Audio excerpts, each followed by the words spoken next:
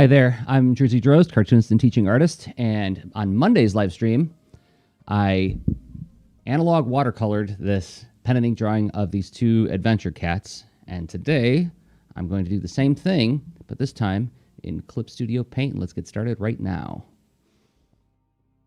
There, I figured out an intro. Instead of me just being like, hi everybody, happy Thursday. So, some of you will be able to see, I'll switch to, there we go, overhead view. I made some changes in the drawing between Monday and now. If you look at the barbarian cat in the background, or in the background, behind the foreground cat, I added more mane to her. I looked at the reference images when I was, finishing up the painting. I was like, you know what, there's something really off here. I couldn't figure out what. Yeah, and it's that I didn't have, she has like this huge mane, the cat that I was using as a model for this. And then with her, I realized I completely goofed on how the belt worked. That is not how a belt should work. This is what happens when you work really fast.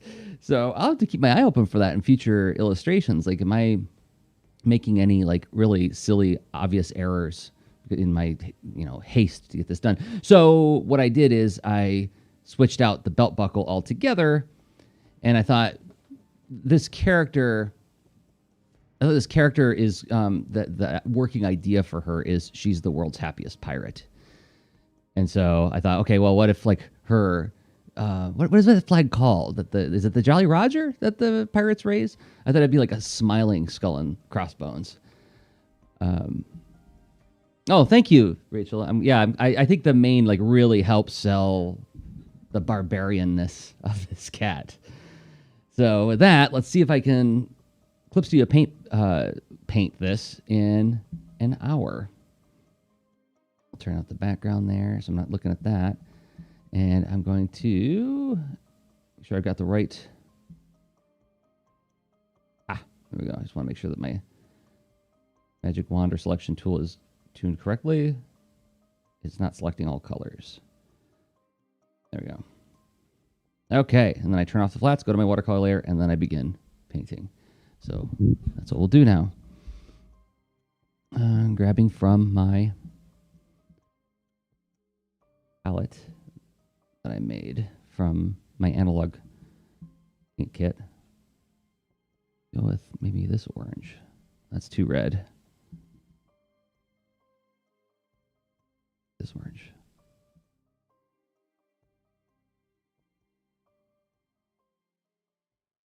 So another change I made is I actually put a little cut in this cat's ear, which adding a sense of toughness to it.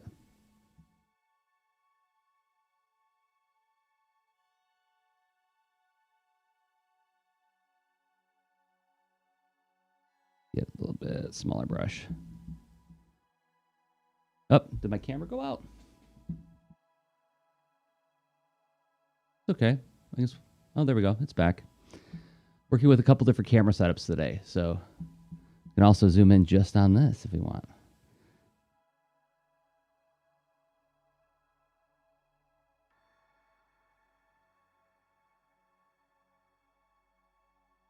Go to watercolor more opaque. Oh, that's very opaque.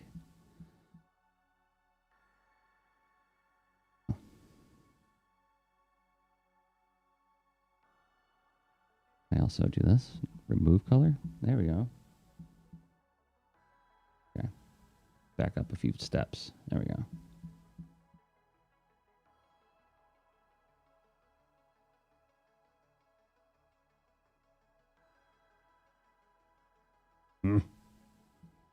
This will get faster. I'm confident of that.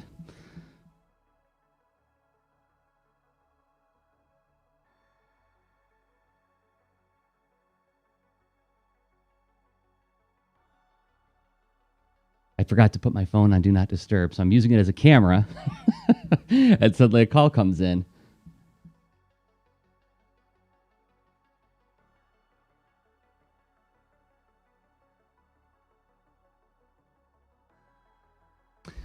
Hello, Stephen.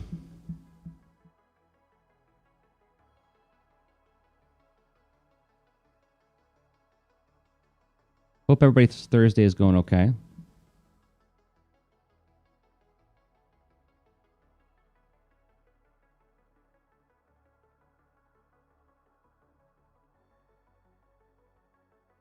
I mean, for me, it's just started. Yeah, I'm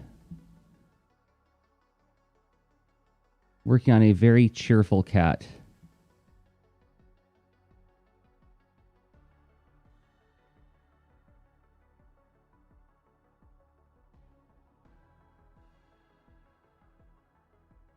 Anybody who's read enough of my comics has seen that I have a kind of a thing for that.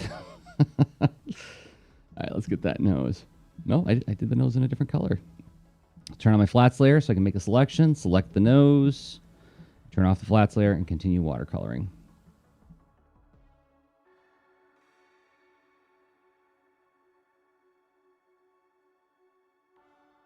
So I've mentioned this in other live streams, but the reason I have a flats layer for this is it's easy for me to make these selections very rapidly.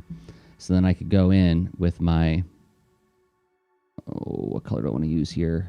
I think that's it. Go with my brush and just paint really fast in that area. And I'm done. And I never have to select it again unless I decide I want to make some changes later on. If I just,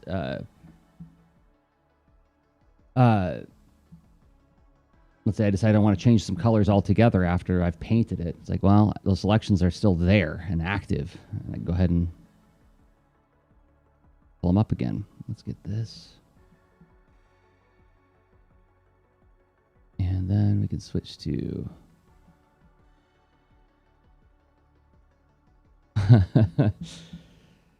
So, in the spirit of not being opaque and not using jargony language, what I've got going on here is I'll turn off my paint layer. Underneath my line art, I filled in all the colors, and this is what's called flats. And what this allows me to do is, when I'm working on my painting layer, which is right here, let me switch to my other overhead so you can, oh, it switched on me. Oh, goodness.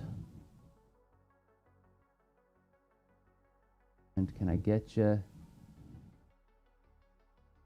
Oh, well, we're going to work with this for now until I can fix that. Anyway, so as I point to my flats layer, I can work on my watercolor layer, and I can use this tool called the magic wand to select certain colors that I flatted. So for instance, I'll just tap it on her collar there, hide that layer, and now the only place I can paint is in that spot. See? So it's a way to speed up the painting process. And what color was I gonna do? Oh, I was gonna do her tail now.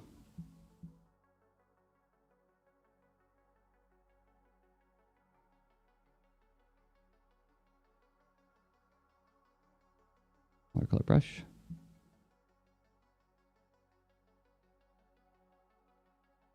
Go bigger watercolor brush. It's still not big enough.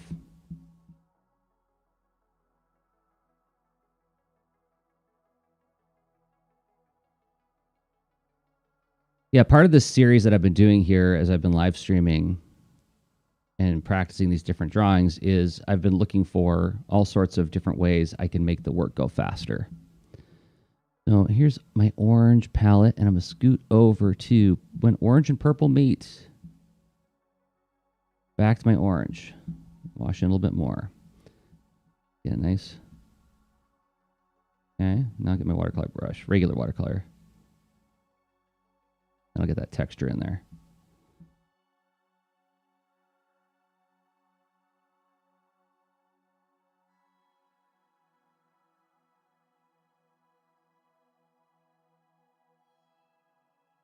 Oh, I know, Rachel. Yeah, I know you're just a little bit north of me. And I mean, it's gonna... Well, see you, Steven. I hear that. It's like go to a baseball game day today.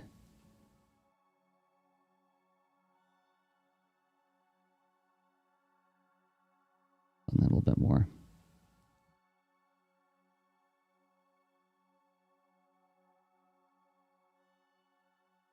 And see, this is what I was talking about with those flats. I can go back here, tap on that, because I want to add some shading onto Happy Kitty's head here. There we go. A little bit of yellow right there.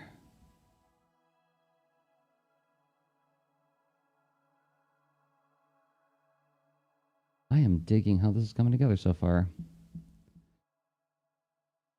By the way, if people are watching and you're wondering what brushes are you using, Jersey, well, in the description under the video is a affiliate link to Ray Frendon's brushes. That's what I use.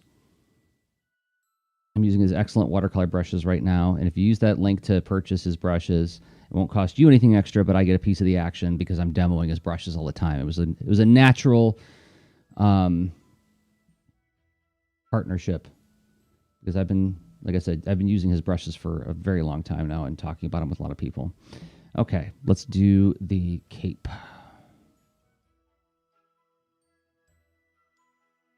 Although, Rachel, I have been told, and maybe this, I don't know if this is specific to Columbus or if this is an Ohio thing, I've been told that we're in the season called the pollinating. And so I have been very proactive in making sure I take my Zyrtec every morning. Because yes, though I grew up in Michigan, which is not that far from where we are now, I have noticed that the seasonal shifts affect me a lot more than they did when I lived in Michigan. Okay, I want the red and purple, which I have been using. So let's go red and orange. Just a little bit.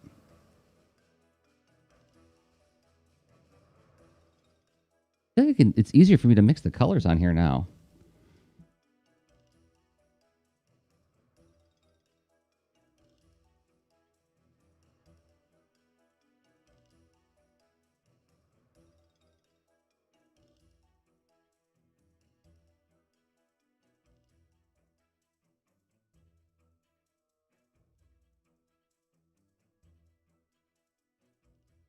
There's my purple and yellow. There's my purple and yellow.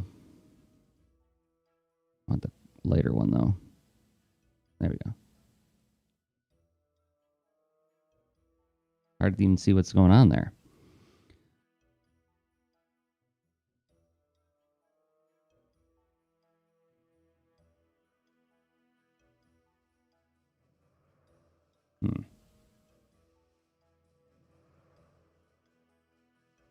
Okay, regular watercolor brush time.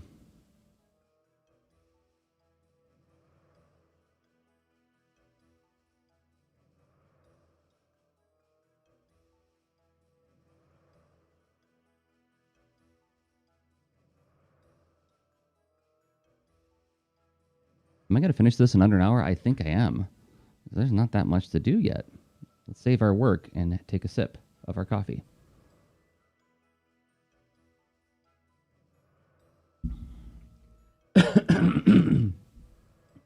Pardon me, jeez. Making old man noises. Here, go to flats. Watercolors, and let's get some red in the underside of that cape.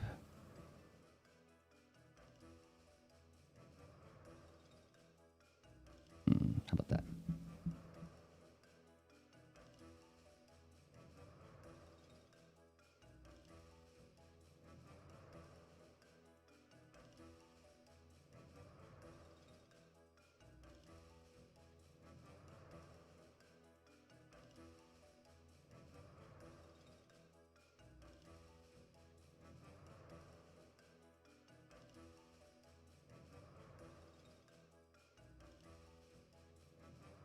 Sure.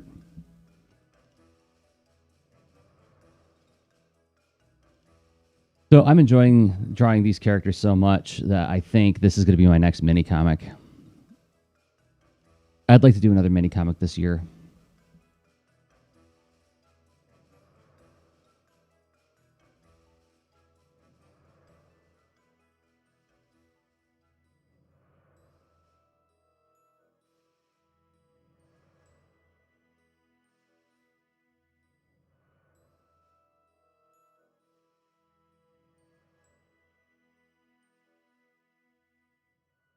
it's really easy for me to imagine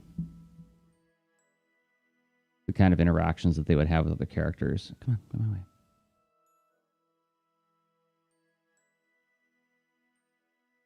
That's always the best feeling when I start drawing some characters and like I can immediately hear their voices and see them moving. That doesn't happen very regularly. It usually takes like a lot of fussing and noodling and guessing. So when I feel like it clicks, it's very exciting. Let's do very couple quick splashes of light yellow in here.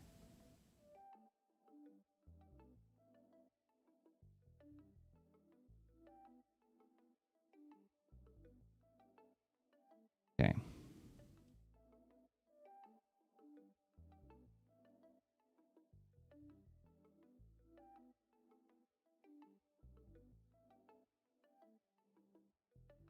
And I don't know how many people, I don't know who exactly is watching these. So anticipating that somebody might say, well, why mini comic? Why not make like a graphic novel proposal? I'm like, well, mini comics are my way of doing applied research, meet to be a graphic novel or part of another graphic novel for that matter.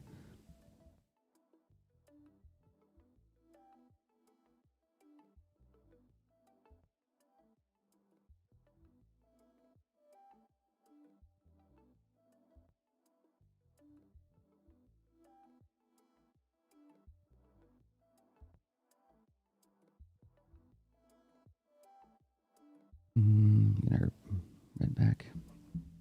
Brush is too small. Bigger brush, please. There you go.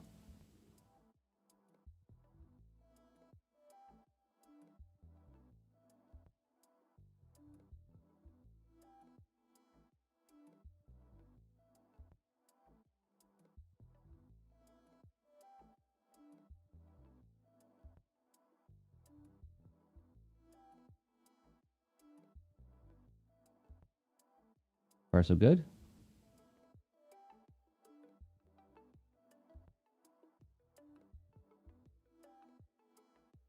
What are they doing? Oh, it's going here.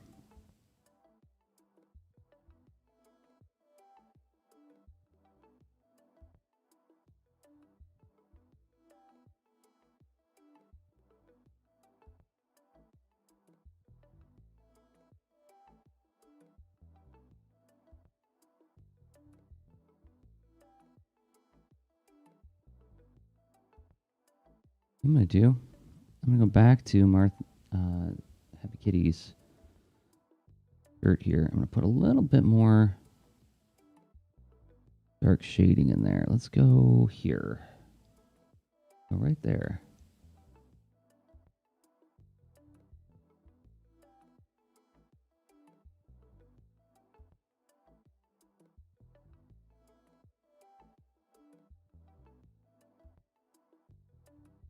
Oh. Even darker?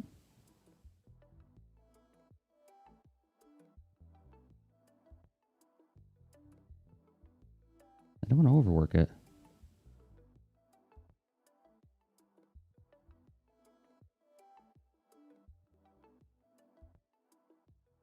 That's good. You almost done? Got to do her belt buckle.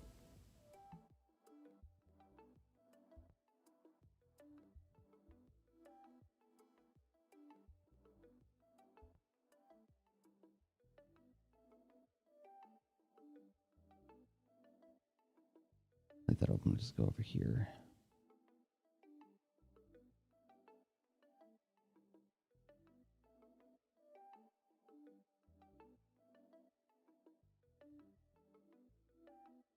I'm on the right layer. Is that too light of a color? Yeah, I do.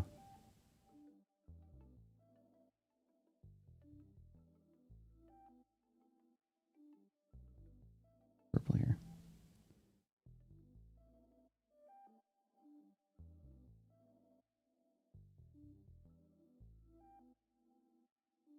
There we go. There's a fiddle faddle. I forgot part of the back of her cape there.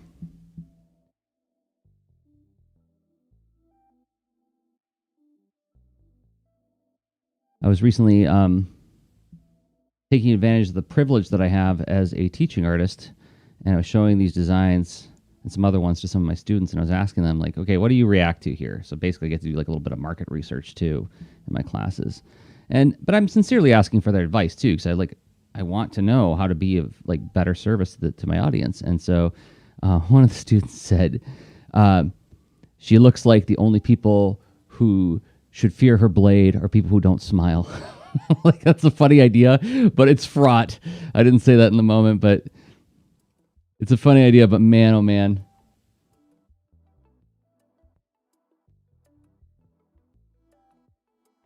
Oops. Keep going to my color palette back. Let me go over here. This is where I want to be.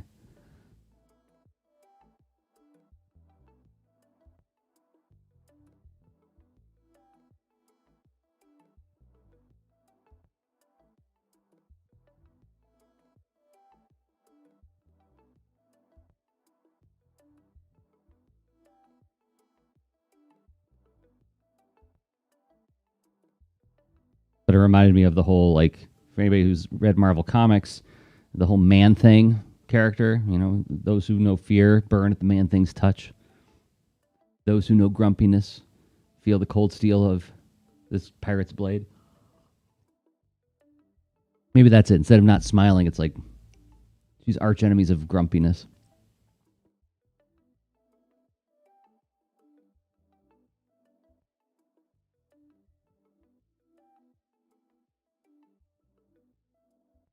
So you can see how I was able to actually match the line quality on the main on this character, like when I updated the drawing. So once again, for comparison's sake, here's the original in the upper right, and then the modified versions on the left of the screen. That's Ray Frendon's brushes too. He's got this really cool dry brush set, and there's one called Dry Dolan. And I mean, it looks almost precisely like what my dry brush on, or rather my brush pens on watercolor paper look like. So it's really cool that I can like ink on paper, but if I still need to make a few adjustments, it's not that big of a deal.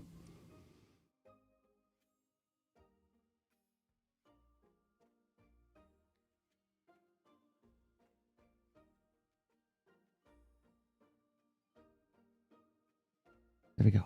Thank you.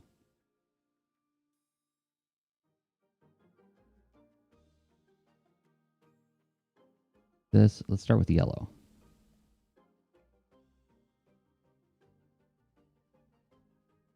Yeah, those brush lines are completely digital. I'm myself am just astonished by how good they look.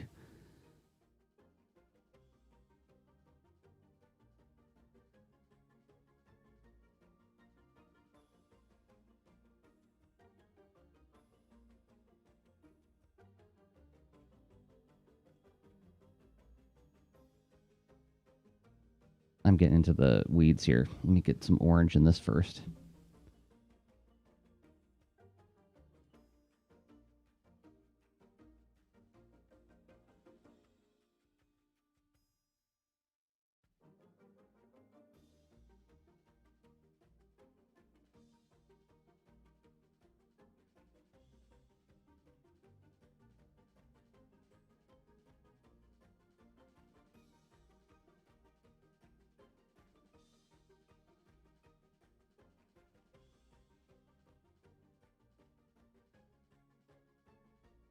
So where do I want to be here? How about there? Okay, that's good.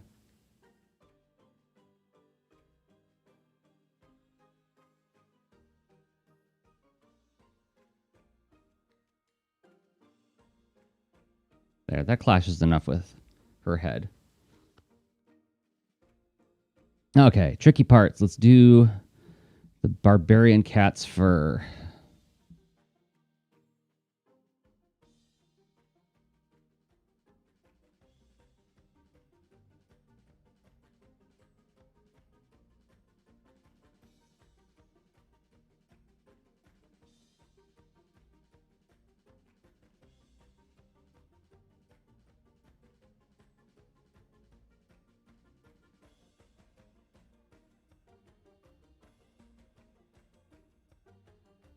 Something I've been thinking about lately too is possibly changing some of the timing of my live stream events. I'm about to do a big schedule audit, looking at how my first quarter went in terms of like, what did I plan to do? What did I accomplish? Where did my time go? Where was I? Where were my assumptions about what resources would be needed? Where were they correct? Where were they incorrect? And it could wind up being that I wind up changing some things up as far as like, I might not do Monday and Thursday mornings anymore. I might do like an evening and a morning or something, depending on how the audit goes. So it's something I'm thinking about.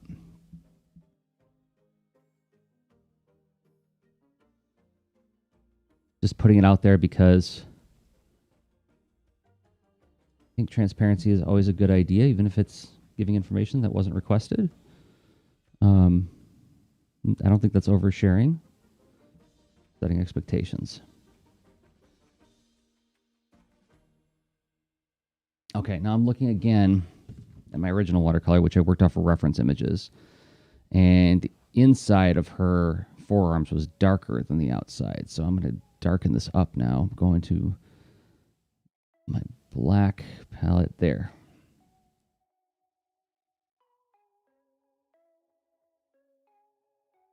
Counterintuitive given that the light source is above them, but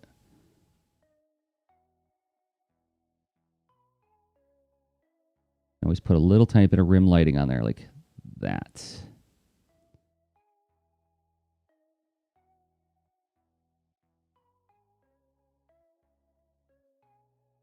Whoops. Thought I was here. Yeah.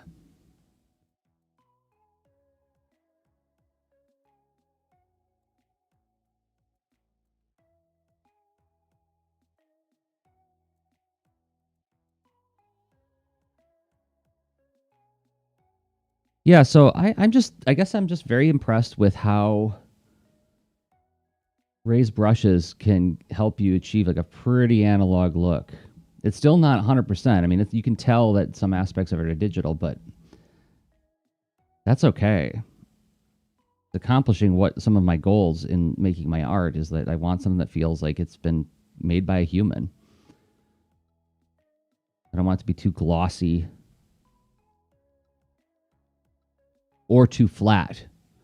I did play around with some tests that I did not stream where's my brown and purple? Where'd be my brown and purple? Let's go to purple and brown there. Okay. Where I was working with just flat colors and letting the line art do sort of the talking of the drawing, and I wasn't a fan. So I've discovered that I'm not a fan of super slick, glossy coloring, and I'm not a fan of super flat coloring. I like something that feels a little bit textured and modeled a little bit, at least with my stuff. When I'm doing freelance stuff, different order. I'm there to meet the goals of the client. So yeah, like on the RoboForce comic, it's a little bit more of a slicker style. But my personal stuff, this is my favorite. Okay, what am I doing here?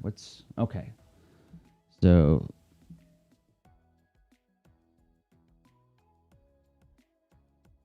get my watercolor brush.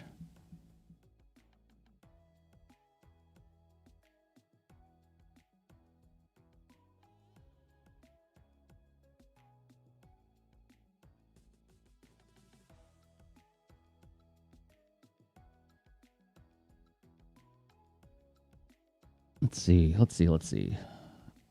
I'm going to go to this purpley color now. Just scrub it in a little tiny bit.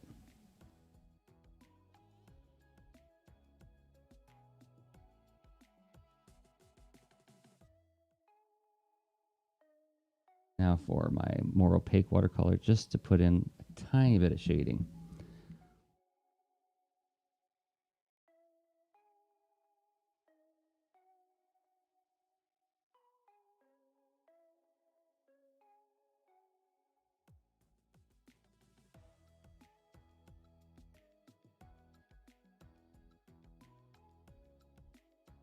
I want something warmer. Let's see, where's my That's what I want. Yeah, that's what I was looking for.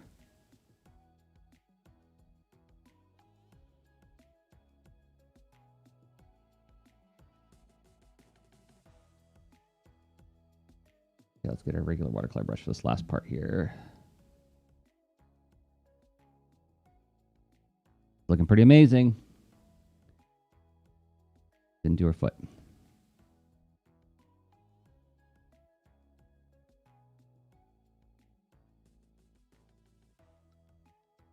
And save our work. Oh, hey. Hey, Casey. Thank you for the well wishes for the art day. Sadly, this is probably the only art I'm going to get to do today. I have a lot of other kind of administrative work that I do lately. But I appreciate the well wishes. I was just saying a moment ago that I'm like getting ready to do sort of like a time audit, like sort of go through my day planners for the last quarter and see where my time went and what goals did I meet, and I'm going to make some adjustments to my schedule because I am coming up to a point where I'm absolutely going to need 10 hours a week set aside and time blocked for making comics. It's non-negotiable. It has to happen. So figuring out how to move things around so I can find that 10 hours someplace is going to be of vital importance.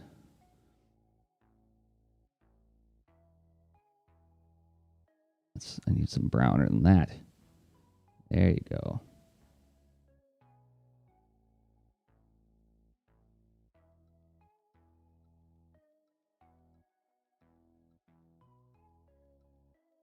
It's tough. I mean, it is not trivial that creative work asks a lot of us. I know I've talked about this a zillion times, but it really asks a lot of us. And when people say like, oh, well, I come home from my day job or whatever, and I just feel drained, I just don't want to do it. I'm like, I get it. I absolutely feel that. And there are times where the grind of it feels really intense. And especially when it's something you're doing as like either a side hustle or it's something you're doing as a hobby. It's something that you're doing just like where there's really no external accountability, right?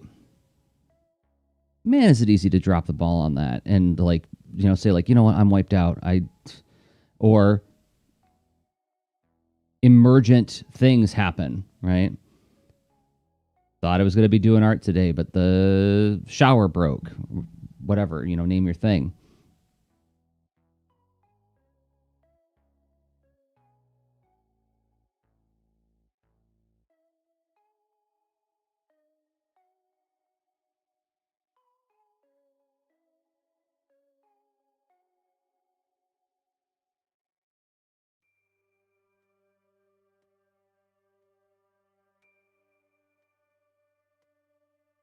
Okay, I'm going to use some transparent watercolor here.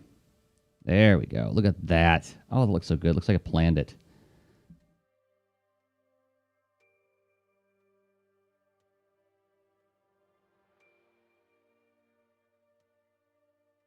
Oh, okay, Rachel. It was good seeing you. Yeah. You're talking about the Lean and Tart monthly labs. Thank you for bringing that up, Rachel. Yeah, so my buddy Rob and I of the Lean and Tart cast launched this project recently where the third Wednesday of every month we hold a lab for our Patreon supporters, and it's basically a way to create external accountability, like gentle external accountability, because I know that I benefit from that. Like there's an old expression, nothing focuses the mind like the thread of the hangman's noose, right?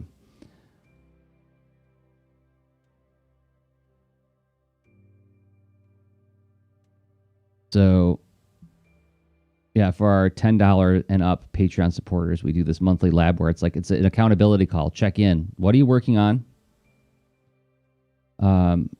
What blocks are you running into in working on it? and what do you think you're going to do to move forward? And then it turns into an open discussion where everybody can discuss what you shared. Safe space with all people who are working on stuff of their own, whether they're a hobbyist or a side hustler or a professional.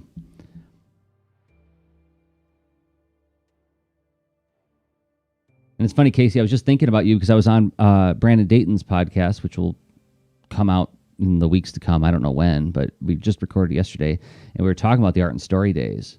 And I was talking about how, we tried to be very thoughtful about, well, for those who don't know, Art and Story is a podcast that I did like 11 years ago is when it concluded, with my buddy Mark Rudolph and Kevin Cross. And like, we talked a lot about like, what are the behaviors that we want to reward? And I'm going to set my phone to do not disturb because why y'all think that you can call me when I'm in the middle of a live stream? I'm going to turn this. Come on. There we go. Can I use this camera again now? Let's see. There we go. The overhead view is back. Maybe.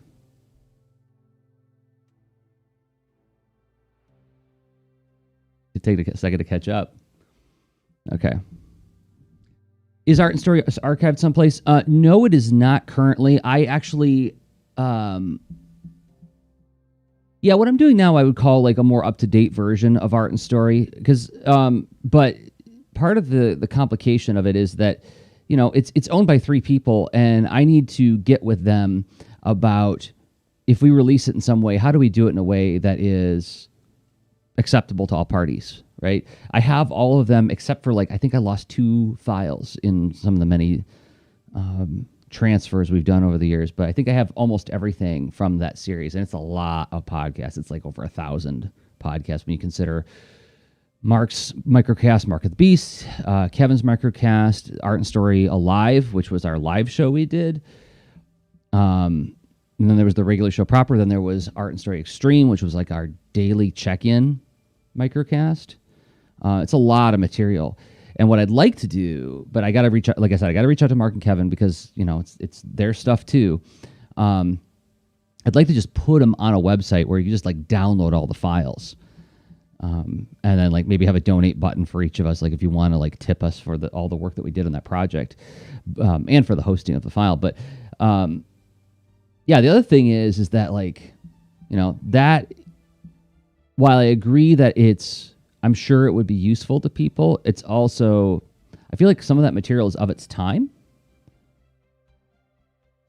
and it would have to be couched that way, not like the Disney Plus warnings on for content or anything. Although maybe, I don't know, I was a younger man. But also just some of the ideas we were talking about the comics industry in general we're in a very different place now, right? As we were working on Art and Story, the kids graphic novel market was just starting up, and I'm sure, Casey, you probably remember me kind of going off on how it was so tough at that time. If you made comics for kids, you had no venues, you had no avenues, you had no options, because the assumptions were at the time the only place that you could get published in comics was either at one of the smaller independent companies like Ape Entertainment or Antarctic Press, or you had the big companies like Marvel and DC, and they were moving farther and farther away from doing kids material at that time. And this was right when the kids graphic novel market was beginning with Raina Telgemeyer's Smile and the Babysitter's Club, and then and Jeff Smith's Bone, which exploded the market, right? Where I think about what 2007 Jersey was saying, I feel he was pining for where we are now. So I think it has a historical element in that. It documents the perspectives of artists at a time when the industry was very different. But I think any advice, in quotes, that we would be offering on there would probably be subject to the time from which they came. Does that make sense? So finding a way to frame that up so that when people are encountering it, they're understanding, where it's coming from.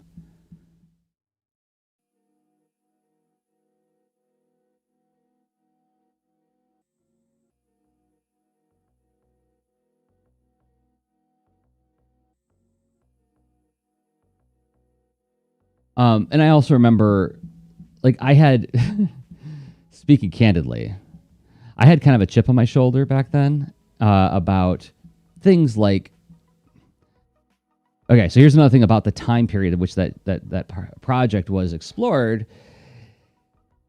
is in a lot of other comics podcasts at the time, there was a, let's say, celebration of the writer as being the primary driving force of what made comics great.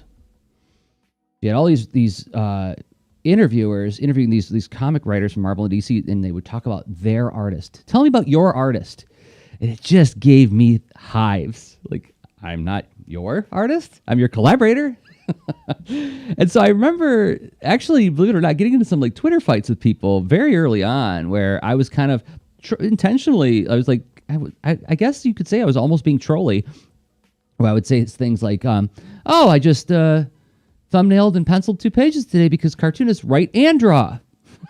And some writers got really kind of annoyed with me for like really pushing on that point.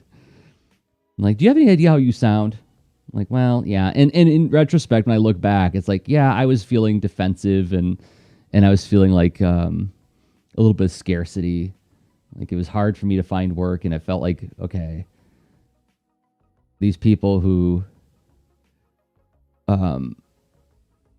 don't have to spend as much time on the work, and most writers will tell you that, are being applauded, and then they're talking about their artists as if they are their employee. So I got a little annoyed about it. Yeah, you're right. There's probably a lot of really great material in there, and something I've been thinking about with my comics work is that I am not the final arbiter of whether or not the work is good. I can decide up to a point and say, like, I think that this is the best I can do, and then it's up to the audience to decide if they like it and if they think it's good. And I think that that's true of the art and story material as well. It's like I can say, like, oh, this is cringy, or that is cringy. Well, it doesn't mean that anybody else is going to think that. And that's not for me to say. So I do agree that, if I'm going to stick to my principles, I would put it out in the world. But like I said, it's just a little bit complicated because I got to reach out to Mark and Kevin and figure out like what's a way that feels mutually beneficial to all.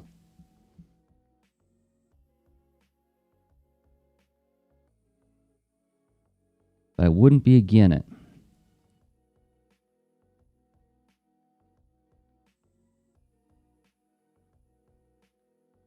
I was the first Twitter troll. I guess you would say I was subtweeting at that time. I think that's what I was really up to.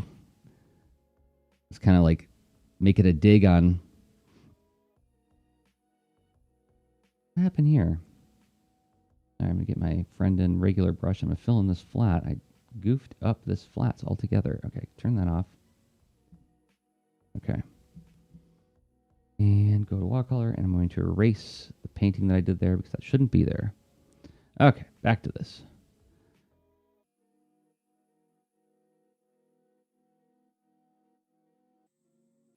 Yeah, I know that like Jersey being angry probably doesn't feel as intense to other people as it does to me.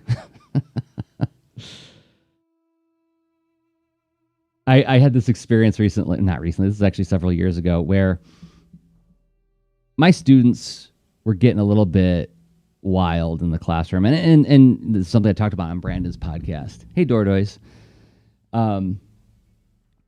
Is that, and if any of my students are watching, this, if you've been in my physical classroom, is that I really like the climate to teeter on the edge of Lord of the Flies. I like the sweet spot for me is when everybody's having such a good time and it's so wild, and the push and pull of the dynamic of the room is such that it's not clear who's in control. But I always try to like use that as an opportunity to move the energy in the room, like take the kids' energy and like push it towards let's finish what we set out to do, but let's have like a joyful time doing it. Where was I going with that?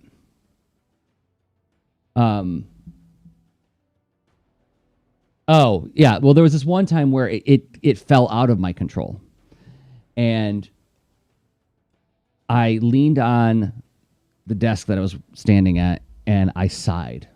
I did like a whew kind of thing in front of the kids, and they laughed. And I that really stuck with me. It hung in my head for like a week. I was like, I don't like the idea of saying to children that either explicitly or implicitly that you're too much for me and I don't have what it takes to deal with you right now. You know, you gotta dial it back. I like to find a way to say, let's dial it back in a way that is that honors and supports them and says like, okay, this is awesome, but yeah, we got this other stuff we got to do today, right? But not like, oh my God, kid, come on, chop chop, let's get this thing done. Why are you not doing the thing I told you to do? Like, that's not the attitude I like to have in my classroom. So anyway, so the following week I came back and I started the class by saying, hey, you know what? Every week we get together and I walk into this classroom with the intent of giving it my all. I want to give you my 100% because I believe in you and I believe in the work that we're doing together. And last week, I don't feel like I really gave you my all. So I want to apologize for that. And I want to, let's all make another commitment to like give it our all today. Right. And the kids later on, like weeks later, recounted that story to me, you know, and they're like, all you did was make a little sigh and we thought it was funny. And then you came back and you were like falling all over yourself, apologizing to us for it. And I was like, well, I don't think I was falling over myself, but okay, if that's how you want to read that. But anyway, that's all to say that like, I know that what I perceive as intense aggression is not always perceived that way by the people I'm working with. So when I think about the Art and Story podcast, I'm like, oh yeah, I was angry back then. I'm sure if I went and listened to it, I'd probably be like, what is this? This is like, he's mildly aggrieved.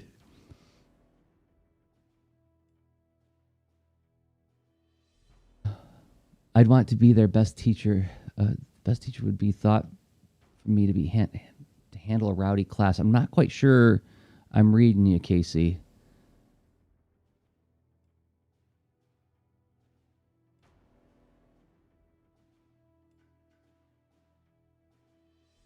But yeah, I enjoy a bit of a wildness in my class. I feel like wildness is where you're going to also discover some real authenticity. Because we're not, the hope is that I can disarm them enough. Oh, it'd be tough for you. Oh yeah. Well, yeah, it is. I mean, like, for me, when I'm teaching that way, I often leave the classroom like literally having sweat through my clothes. Like I'm damp when I teach that class. But for me, it's so worth it because like the hope is that by disarming them in that way, so that they're being their more natural, fluid selves, that like we'll get to. Oh wow, I'm impressed. I'm impressed, Casey, that you're actually walking and watching this and typing on a phone. But yeah, that's my personal philosophy on like having like a little sense of wildness and discovery in the room. Like I get a big kick out of that. And I think the kids do too, because like I get a lot of repeat students. I get a lot of students who come back year after year, and like some who take my class for like 10 years until they're grown-ups, and then, you know, now they're working professionally. Not because of me. I mean, I was there to help guide them, but they did the work. But anyway, but yeah, so that was a long way of getting at this idea that like my definition of what hostility and aggression looks like does not necessarily meet what the world's definition is.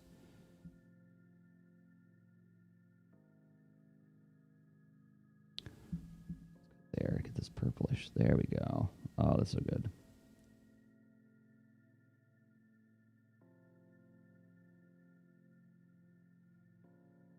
And let me also say about that teaching anecdote.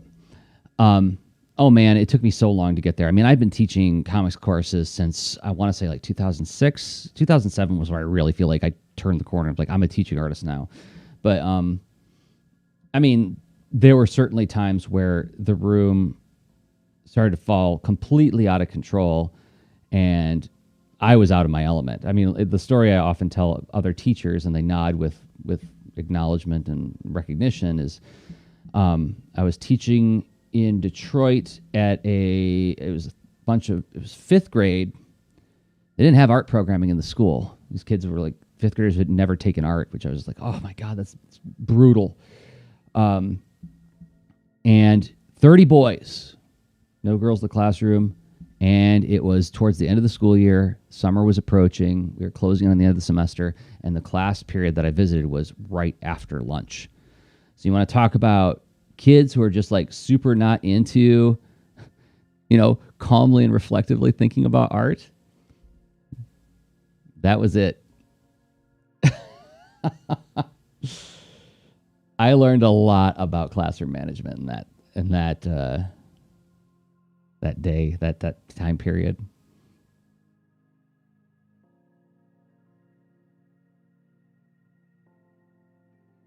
Am I almost done? How are we doing on time? Hey, I'm coming in right on time, 52:17. So let's do that background shape.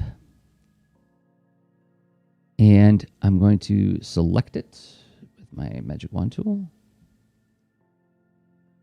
The devil, let's do it like this. Boom. Okay, turn that off, turn off the flats, go to my watercolors layer. Aha, we have a problem. Okay, so here's what, because I'm selected behind the characters. So what I'll do is I will Shift Alt click. No. Okay, how am I going to do this? I'm going to turn on these two layers, and I'm going to take my magic wand tool, and I'm going to say select all layers, turn off my line art, and just hit the white in the background. I can turn these back on, turn my flats off, turn the background layer off. Now all I have selected, if I'm not mistaken, nope.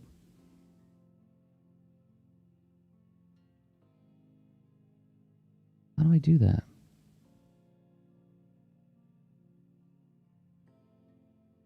I made myself a little bit of a problem here. I want to deselect. Okay. I know what I did wrong. Okay. Turn off the line art layer. Doing some problem solving on the fly. And I'm going to make sure my magic wand is selected to select all layers. Apply to connect to pixels only is off. Tap on the green. And then I could turn off those layers, and now only that area behind the characters is selected. Excellent. Let's go to my green palette. Grab a nice big wet wash brush.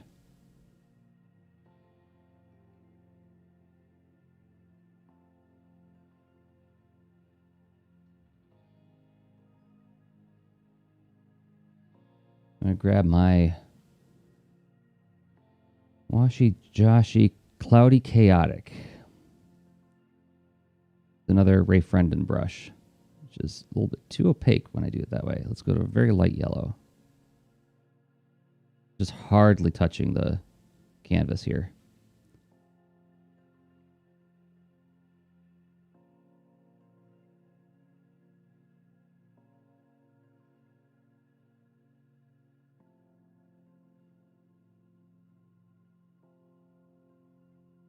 And I need like a bright yellow green. Maybe you'll do.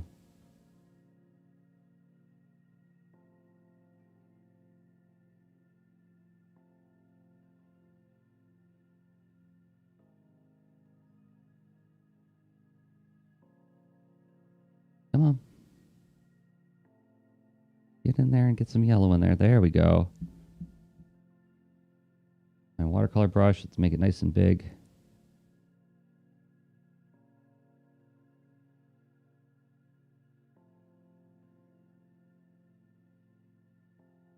And get a little bit more green above Orange Cat's head.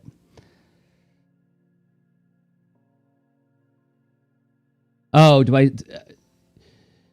So I'm going to answer a couple questions as I close this out.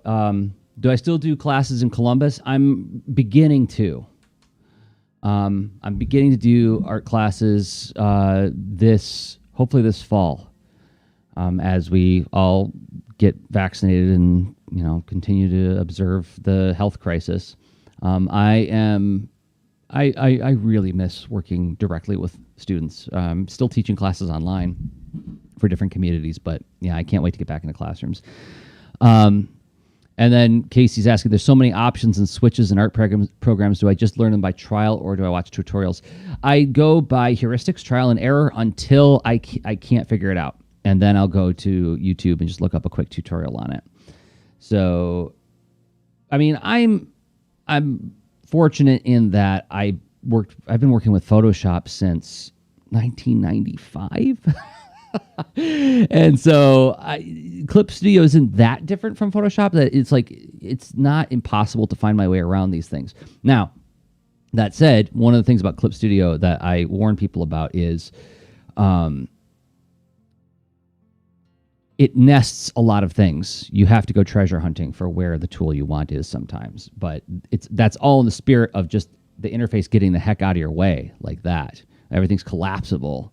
And so now it's like, okay, well, but if I want to get that tool, where is it? First, I got to look on this toolbar, and then I have to look at like the separate options in the subtool menu, right? And so on. So yeah, and I've been using Clip Studio since it was Manga Studio 4. So that's been since 2012. So we're looking at almost 10 years of using this. So a lot of the stuff that I'm doing is, many, many years of doing trial and error, followed by a quick look up on a tutorial. Now what I'm going to do, just real quick, is I am going to expand the pixels here. 20 pixels do the trick. Maybe do another 20 pixels. I'm going to expand pixels. So what I did is I just selected all of the flats that the cats are on. The cat's flats. And the cat's flats. And then I'm going to go and I'm expanding that selection by 10 pixels. So now if I go into quick mask mode, you can see I've expanded it out like that. Now what I'm going to do is I'm going to go and I'm going to select the watercolor or I'm going to select the flats by command clicking on it. While I'm in quick mask mode, I'm going to delete so that the selection is now just that area surrounding them. I'm going to go back to leave quick mask mode in my watercolor layer. I'm just going to hit delete. So now, to use a strong bad term, it didn't work. I know why. So I'm going to undo, and leave quick mask, deselect. So I'm going to select my flats layer by control clicking on the layer itself. So if I go into quick mask mode, you can see that the flats are now selected. I'm also going to control click on my inks layer. Can I do it? Maybe I just need to, shift select on so shift control click on the various inks layers in that folder. Now when I go to quick mask mode, we can see that both the inks and the flats are selected.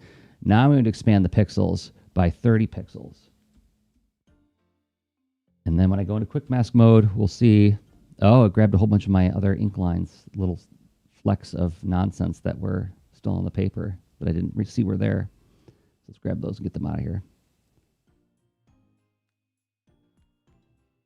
I might not stick with this after all. I'm just trying to go for a quick effect.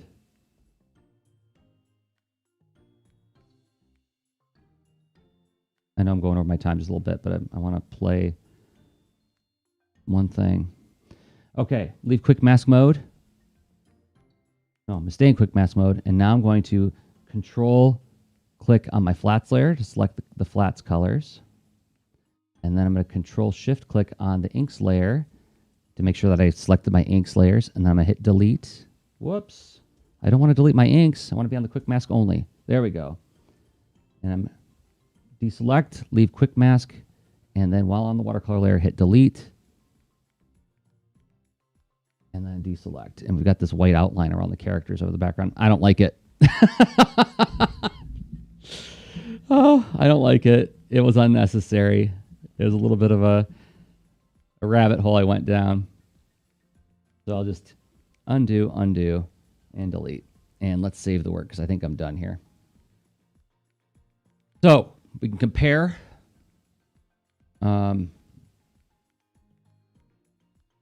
Here's the, okay, let me see if I can get this in the shot. So there's the watercolors I did on Monday on paper, analog style. And then there's the Clip Studio Paint version. So, like I said earlier, the live streaming schedule may change soon, but for now, I'm continuing to, stream live Mondays and Thursdays at 10 a.m. Eastern Time, 9 a.m. Central, 7 a.m. Pacific. So I'll be back on Monday the 13th with another drawing. Jonathan's asking me, how are you finding the digital watercolor compared to your digital analog version? Just catching up with these videos. They look great. Thank you, Jonathan.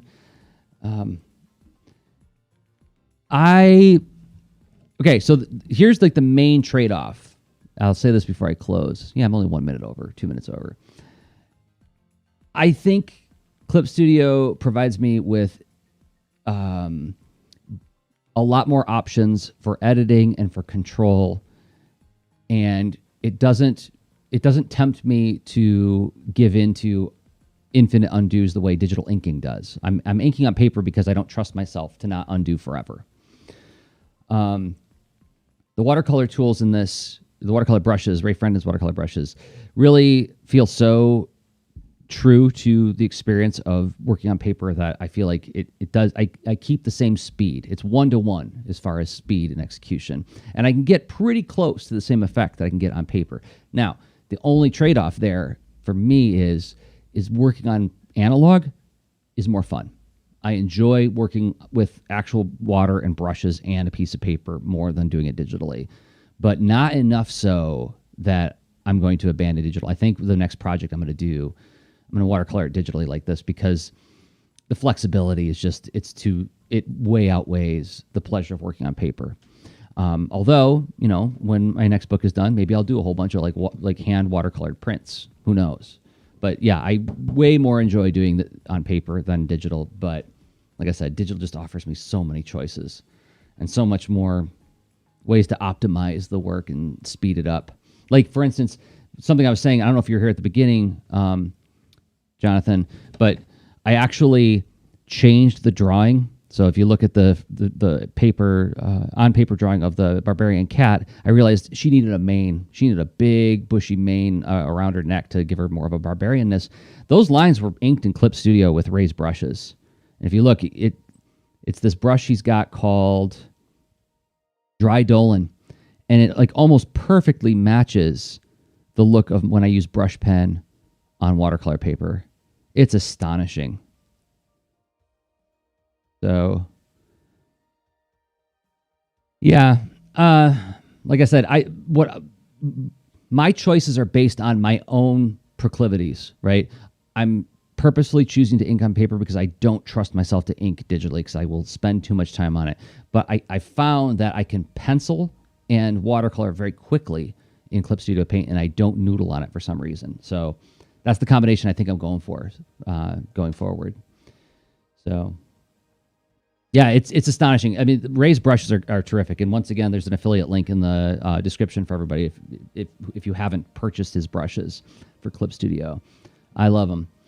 All right. So, Ray Frendon, frendon.com, Frenden. And the, like I said, in the description for this video on YouTube, there's a link you can use to get them. And I get a piece of the action for, talking about his brushes so much. But I talk about them because I use them all the darn time. So thanks everybody for hanging out with me. I'll be back on Monday the 13th, April 13th, 2021 at 10 a.m. Eastern Time. Until then, I've been Jersey Drozd of jdrozd.com, rss.jdrozd.com for everything I make. And okay, bye.